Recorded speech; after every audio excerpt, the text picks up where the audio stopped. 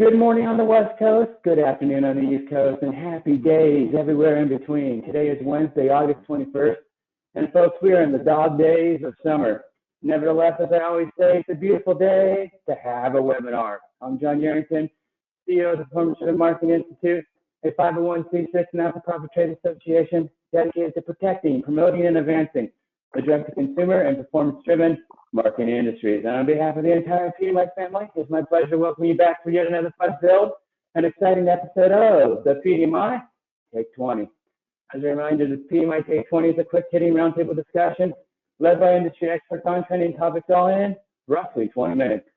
Today, we're joined by a duo of incredibly talented industry leaders, including Joe Wheeler of Tranzact and Fern of THOR Associates.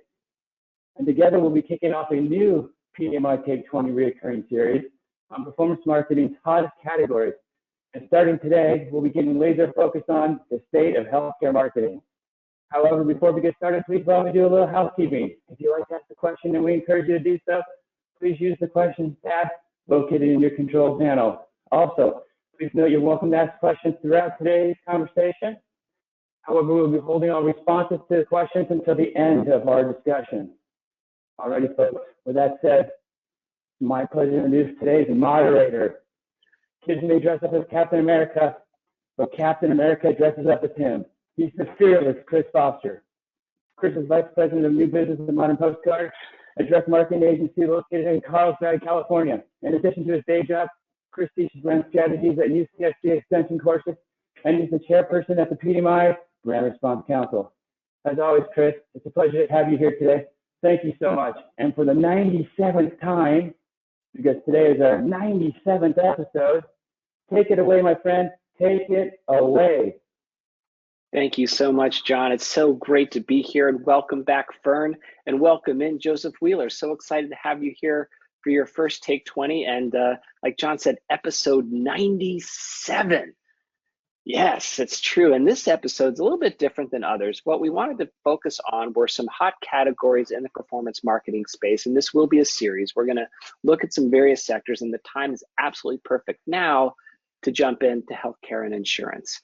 The concept is that we dive into these market categories and look at trends, the opportunities, things to look for, and must-haves in terms of creative and execution to address the pain points of customers and to serve the agencies and the networks that all provide these kinds of performance marketing opportunities for brands and for customers. A little bit of statistics just to kind of set the table. The healthcare and insurance stats via McKinsey notes that there's about growth of a 7% in the entire market space.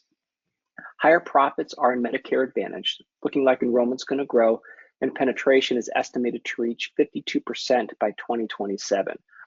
Value-based care, or VBC, is going to grow from 43 million in 2022 to 90 million by 2027. It's astonishing growth in that area. Pharmacy services continue to grow about 9% now, and then maybe 5% ahead.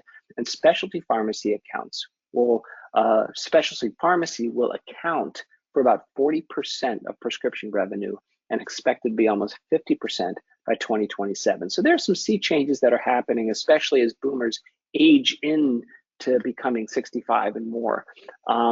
The idea of them being eligible for Medicare as a wave is going to happen to us, and we're going to feel it across the entire sector.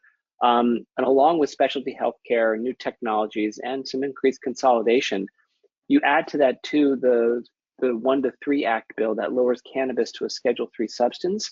It's going to have some changes and effects on the landscape itself. So that being said, with the season coming up, right, Fern? This is going to be the busiest time for you. Joe, we're in it to win it. That's right. You're in it to win it. So I guess one thing that I would like to ask you, and this is something, Joe, that you had mentioned, and Fern, we talked about this in preparation for the episode. How does life marketing differ than, let's just say, healthcare? I'm going to jump in, Joe, and then you can jump in. Sure. But so, totally different. So when we're working on creativity, and whether it's MA or it's life, we look at it very different. The life business is 50 plus. MA is compliance. Everything is compliance, compliance, compliance, and educate, educate, educate. It's very confusing to the consumer. We'll talk about that a little more in some of your other questions, but we tell a story. We weave a story. We talk about family. We talk about, literally preparing your loved ones, making sure that they're taken care of. Very, very different. It was, previously known as burial insurance. It started out with the slave trade. It's now called final expense, or GALI, guaranteed acceptance whole life. And as I mentioned, it's again ages 50 to 85. There is no compliance. The compliance is done by company by company by company, where with MA, the compliance is done by the CMS, which we'll explain again later. So biggest difference is the benefits. There's no health questions or exams in the life business. Premiums will never increase, coverage will never decrease. There's very few benefits, where the benefits change every year within the Medicare Advantage marketplace. So it's all about, with life insurance, is providing peace of mind for the consumer, but it's also protecting their family. They want to do financial protection for their loved ones for the future. So, and monies can be used very differently now. It's not just for burial. So literally it's used, to finance a credit card debt, funeral costs, loans, taxes, or whatever person's, family chooses. So it's a totally different story. Joe, you're in agreement with that? Yeah, absolutely. I agree with everything Fern is saying, and I would say, like, from an agent perspective as well, if you find a little bit more with it being standardized, it's a little bit more price driven, if you will, versus something like a health insurance product or Medicare Advantage, where it's all about the benefits, and the price, if you will, someone's willing to pay is a lot more indicative of how much you're getting in return. Something like a life insurance product, just about everybody has the same product, just about everybody has the same sort of offering, and every plan basically works exactly the same. So it really does come down to price and a little bit more onus on the agent itself. And we see that when we're going to market. We see that in our messaging, to Fern's point, our creative, and just the way we interact with the overall marketplace is a lot more price driven on the life insurance side. Got it. That's interesting. I think from what you had talked about earlier at the outset was the storytelling component of each of these, right? Where the storytelling component of life insurance seems to be protecting the family, generational vision, whereas Medicare Advantage is almost protecting the self and taking care of you. Does that seem to resonate? Does that make sense?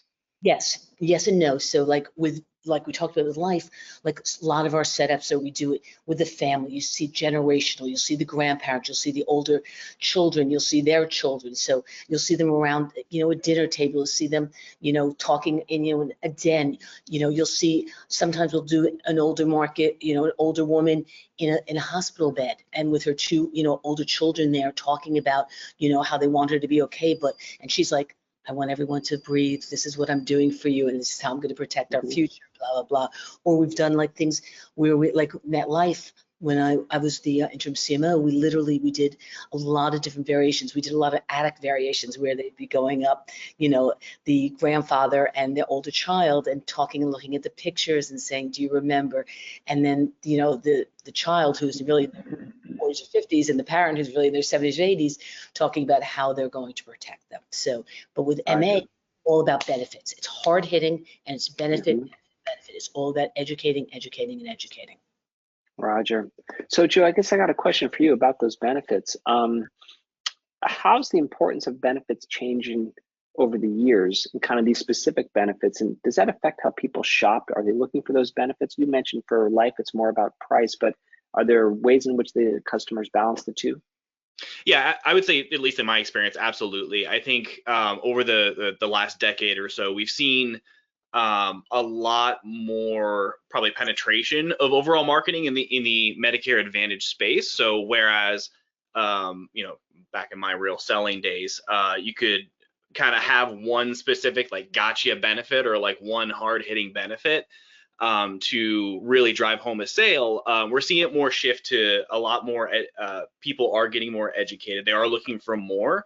And a lot of the plans are sort of plateauing, I guess, in my perspective, meaning that there's a lot more similarity in between plans. Back, probably a decade or so ago, you'd have a large variance in between different plan offerings, large different, networks, even within a carrier itself, from an HMO to a PPO, just the plan types were a lot more different. Now things are going a lot more towards things are a little bit more standardized. The core focus of a Medicare Advantage plan is a little bit evened out. A lot of doctors have warmed up to the idea of accepting a Medicare Advantage plan, whether it be a PPO or HMO. And now the emphasis from the consumer's perspective is getting the most out of their insurance. And that's what I think, as we look at things from a creative perspective, or as we go to market, as we're trying to understand our clientele, that is the part of, as Fern is saying, the education. You can get more than you probably have now. You can go ahead and get more benefits than likely what you have now, and we can help you find that perfect plan. And the key, awesome. The key here, Chris, is that every year the CMS comes out with new guidelines. So before you could hit them home with a line, you can't do that anymore. Everything has to be approved by the CMS, which is the Center for Medicaid and Medicare Services, which is run by our, government. So it's really, really key, because the biggest challenge that we hear over and over again is confusion. Whether you're a fireman, whether you're a doctor, you're a lawyer, Medicare is confusing, and we have to hit home, what's the difference between Medicare and Medicare Advantage? We talk about different creative positioning, but, $0 monthly premiums, low deductibles, low copays, guaranteed out-of-pocket limits, dental, eye, hearing. They want to know all of it. And to Joe's point, it's really key when the consumer is talking to their agent that they feel a trust, they feel comfortable, and they can ask all the questions, because they're not going to purchase a plan without feeling comfortable, and less confusion is very, very key. Yeah, no, I think that's I like that idea of kind of minimizing that personal risk and anxiety as best as you can to eliminate the confusion with the marketing. But Fern, you're an expert in Medicare Advantage marketing, but it's across a variety of channels. How do you adjust then that load of education based on the channels that you're using? So it's, we've tested every way. We've tested telling a story like we do, obviously for life. It just doesn't work. Really, we've tried differentials, we've tried having the talking horse. Remember Mr. Ed? That was a little while, but consumers so quickly, because remember, hundreds and hundreds and hundreds, and let me say it again, hundreds of millions of dollars will be spent within a 7.5-week period, whether it's on linear TV, whether it's on digital, CTV, we'll talk about that afterward, but it's just amazing. So it's really benefit driven is really what's been working the best. And I'm talking like down and dirty benefit driven. Like we're talking literally VO and graphics and boom, boom, boom, boom, boom. And that's really what's the last 2 years the best for everything we've done. Joe, you agree? Absolutely. It's, like I said before, people are there's much more of a transition on more. They want more out of their health insurance plans. So the more benefits that they're eligible for, the more that we can get up on the screen, or the more that we can target depending on which marketing outlet we're going to. It's all about more and getting the most amount of benefits to our clients.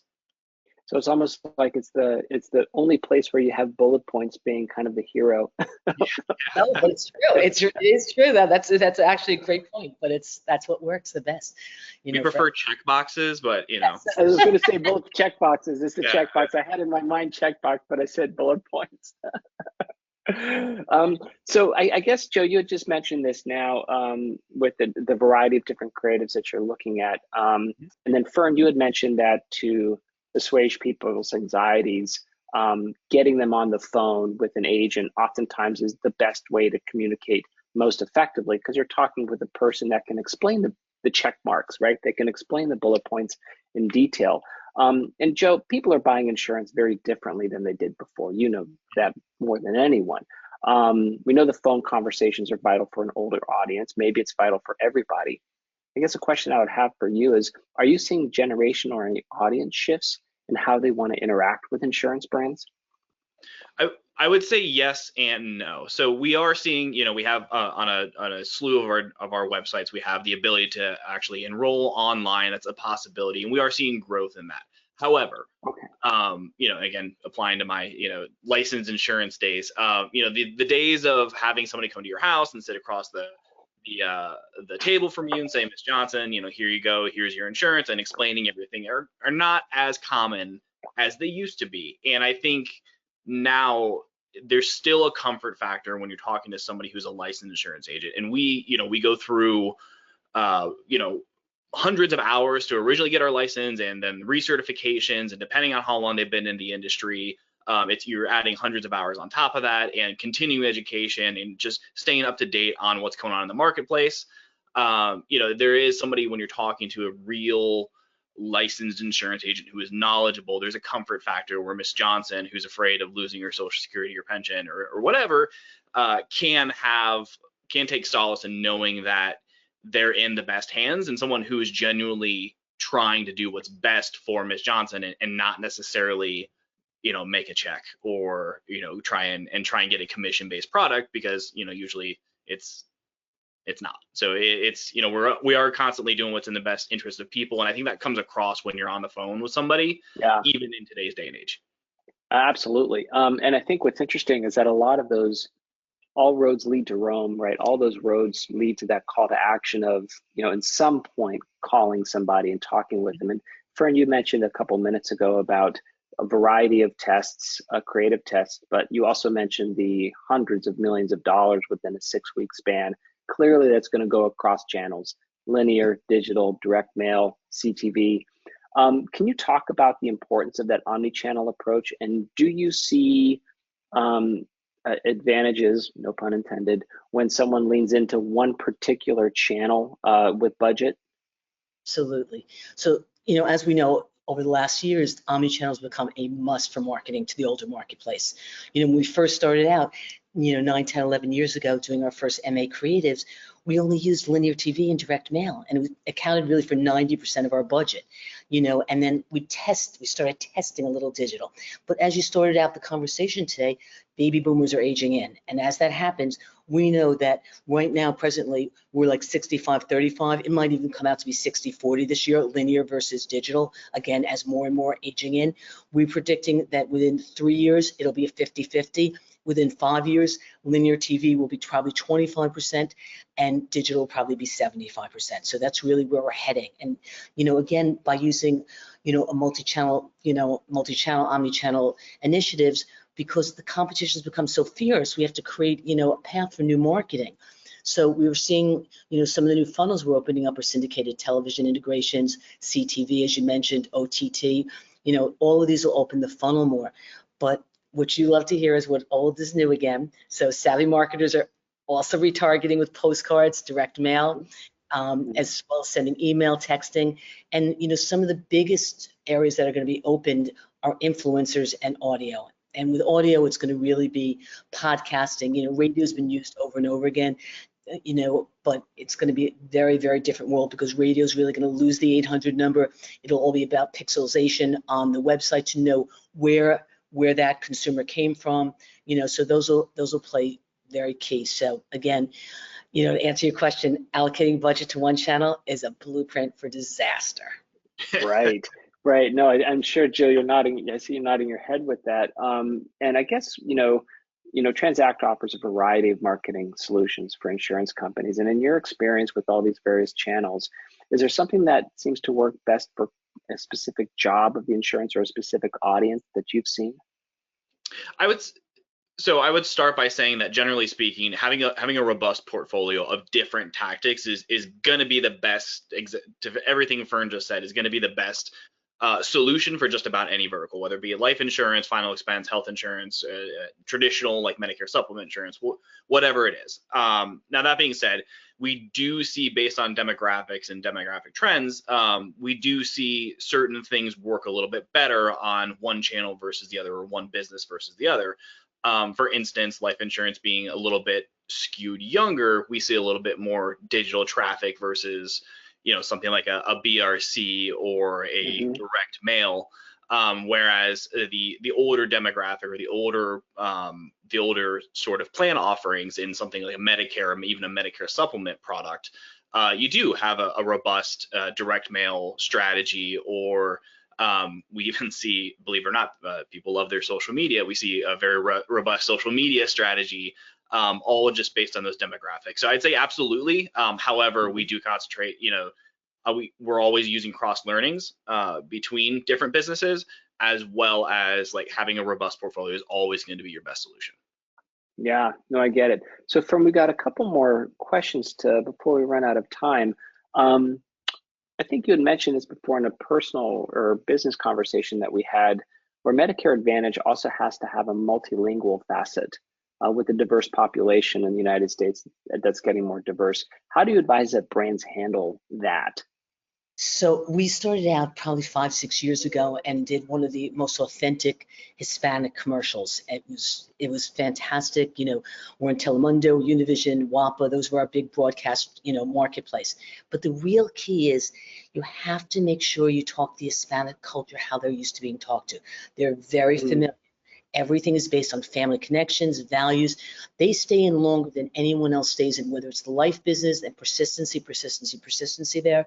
They spend more money, and it's very family oriented, and when I say about talking to them, being authentic, we saw our competitors in the beginning when they saw us starting to, open the funnel, they were doing English commercials and putting subtitles on. It was the biggest turnoff to the Hispanic marketplace. You just can't do that. And then the biggest growing marketplace besides Hispanic is going to be the Asian marketplace. But the key here is very different. You talked about, Joe talked about personalization and face front marketing. That's really what they're still looking for. They still want to go to the agent or have the agent come to their kitchen and sit across to them. So this marketplace will grow as we do more, video calling and things like that. They want to see, they want to be, face forward. They want to be able to like touch and feel the agent that's selling to them. That makes a lot of sense to me. I guess, we're going to wrap up, Joe. I just got one final question for you, and then the same question for the both of you. So, Joe, clearly things are changing rapidly. What are the things that kind of key aspects of the industry that clients must know for 2024 and beyond? What is the 1 to 3 things that they have to be aware of? Yeah, I would say be able to adapt to change, because in something like just the health insurance industry in general, it's always changing, especially going into next year. It's definitely going to be changing. But on top of that, I actually encourage people to do their research, which doesn't help our push towards multifaceted marketing. But nevertheless, do your research, but then find an agency, find somebody who you really trust, and let them kind of do the dirty work, if you will, and know that they're working in your best interest and genuinely trying to help. From more of like on the marketing side, I would say robust portfolio and making sure that as you go to market, you don't put all your eggs in one basket. Make sure that you're really driving towards that multifaceted marketing, because it is coming as people get more tech savvy. It's only going to get more pushed towards multi-touch and really surrounding people with different types of marketing. Sure. That's awesome. No, I appreciate that. So Fern, we're going to wrap it up with the same question to both of you, and we'll start with you, Fern. So how is the Medicare health insurance market going to be affected by new legislation through the CMS, the Center for Medicare Services? You had mentioned that every year there are these changes coming through. So how do you see it happening in 2024 in the next year or so? Well, it's already, remember, we're always a year ahead. So what we're doing now when we have AEP, which is October 15th to December 7th, we're not selling for 2024. We're already selling for 2025. So we're always ahead. So, and this is the one time that you can sign up. It doesn't matter when your birthday is. It doesn't matter anything.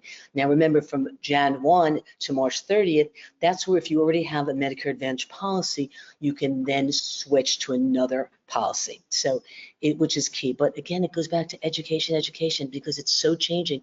We laugh all the time, but zip code sequence is so important because, Joe lives in Ohio. I live in New York. It's very, very different. Our pricing, it's very, very different of, what we're going to get. He might get something for $0. I might get it for a low deductible. So it really, really depends on where you live and what's available. Mm-hmm. Yeah, I per usual, everything Fern's saying is absolutely true. It reminds me of Fern, you will probably remember, one of our best creatives that I ever had was there's 10,000 pages over in the Social Security. And we love that creative, and it really resonated with people. Well, I think they just added 10,000 more. So it's ever expanding, it's ever growing. The Social Security and Medicare marketplace, it's always changing and trying to adapt to what we're seeing. There is going to be disruptions going into this year with different carriers and different pivots that we're seeing in actually health insurance carriers make, and we're adapting to it, and that's why I say find a non-biased insurance agent and let them do the shopping for you. So I would say change is coming, and we're excited for it, if anything. Yeah, no, I like that idea of getting a trusted expert to do the shopping for someone, because the thing that Fern mentioned earlier can be very confusing, especially with the Medicare Advantage. Johnny, of course, naturally, this conversation goes by quickly. 20 minutes is over in an eye blink, but I'm sure we have questions from the audience, so let's get to them. Thanks, Chris. And we got a couple of really fun ones here. So let's start with the topic of privacy. With all the talk of data privacy on every aspect of life these days, how concerned are possible health insurance consumers about how their providers are handling their information, and how does the marketing plan for health insurance products need to account for this? I'm going to throw that to Joe.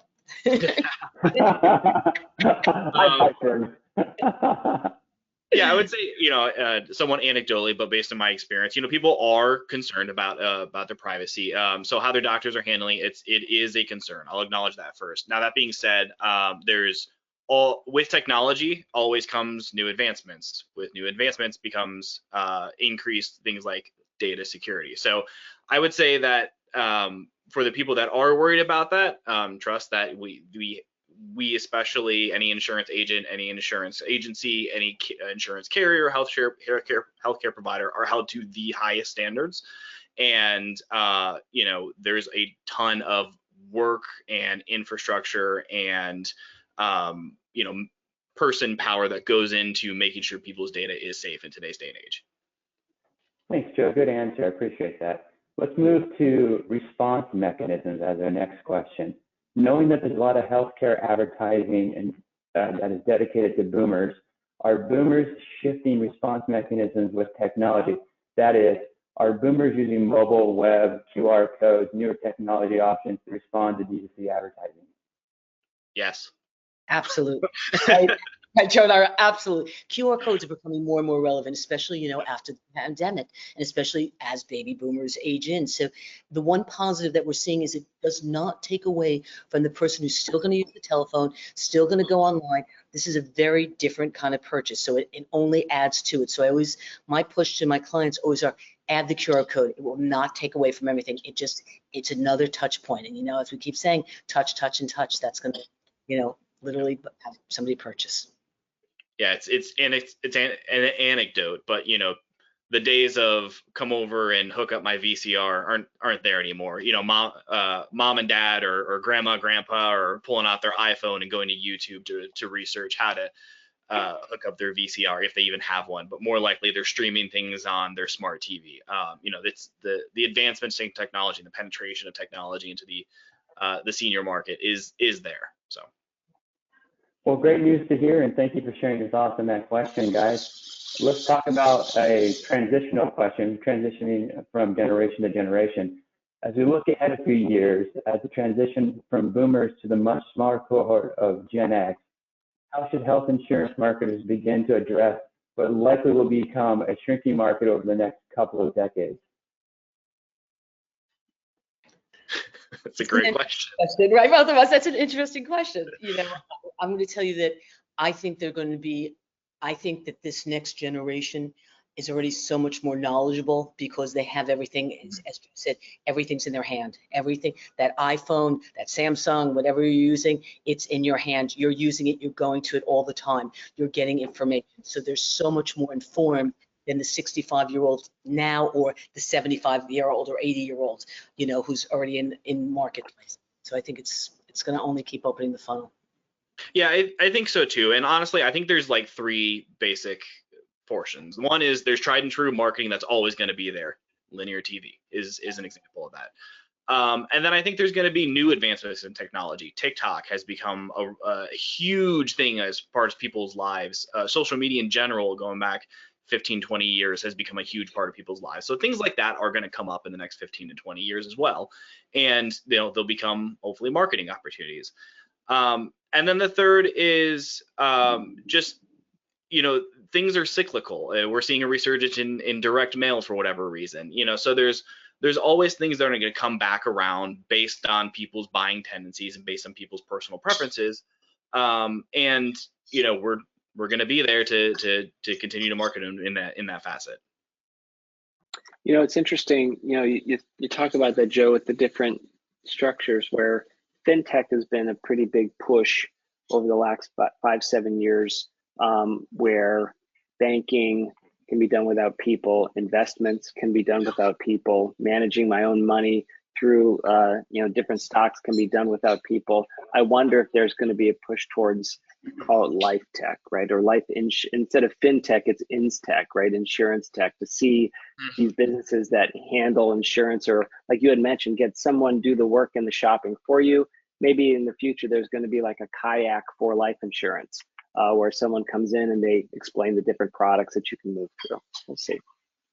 And if that happens, you heard it here first on Take 20. There you go. Well, great job, team. I'm going to come back and join you guys to help close things out here. Phenomenal session. Fern, Joe, Chris, what a great conversation today. Thank you so much. Well, folks, I hope you enjoyed today's conversation as much as I did. Before we close out, I'd like to take a moment to invite you to our next episode of the PDMI Take 20, which is literally 2 weeks from today at 11 a.m. Pacific, 2 p.m. Eastern. Also, now is the time to register for PDMI's fall conference, PDMI West, scheduled October 7th to 9 in San Diego at the Hard Rock Hotel. As a reminder, the last day to get your discounted hotel rooms as a badge holder for PDMI West is September 5th. Take advantage of those discounted rooms, folks. Don't miss out. To get your attendee badge and your hotel room, please visit thepdmi.com. That's thepdmi.com. And we'll see you not only in San Diego, but on the next episode of the PDMI Take 20. Thanks so much, everyone, and make it a great day.